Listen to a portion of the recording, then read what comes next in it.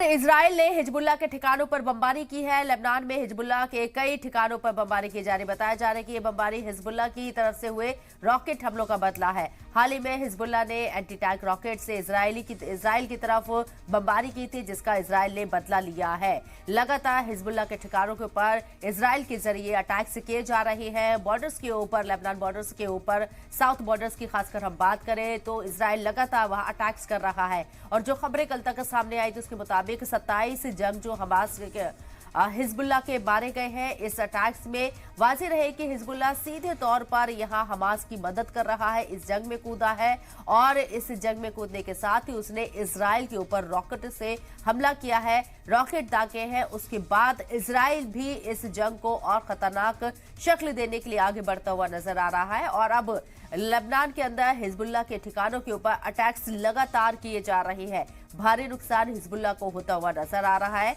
Israel के जरिए वाज़ेह कर दिया गया है कि अगर हिजबुल्लाह के जरिए अपने कदम पीछे नहीं हटाए गए और इस जंग में वो कूद रहा है तो फिर उसे याद करना होगा ये लेबनान 2 जंग होने वाली है। इससे पहले 1980 में लेबनान के साथ जंग हुई थी इजराइल की। हालांकि उस वक्त इजराइल का कब्जा था लेबनान के ऊपर, हिजबुल्लाह के जरिए उसे आजाद कराया गया था, उस कब्जे को छुड़ाया गया था। और अब इजराइल एक बार फिर से लेबनान जंग 2 की तरफ आगे बढ़ने के इशारे दे रहा है। लगातार यहां इजराइल के जरिए लेबनान के साउथ बॉर्डर के ऊपर लगातार अटैक्स किए जा रहे हैं रॉकेट्स के जरिए। और यहां हिजबुल्लाह को एक भारी नुकसान होता हुआ भी नजर आ रहा है, क्योंकि कल तक की जो खबरें सामने आई थी उसमें 27 जंगजू हिजबुल्लाह के मारे गए।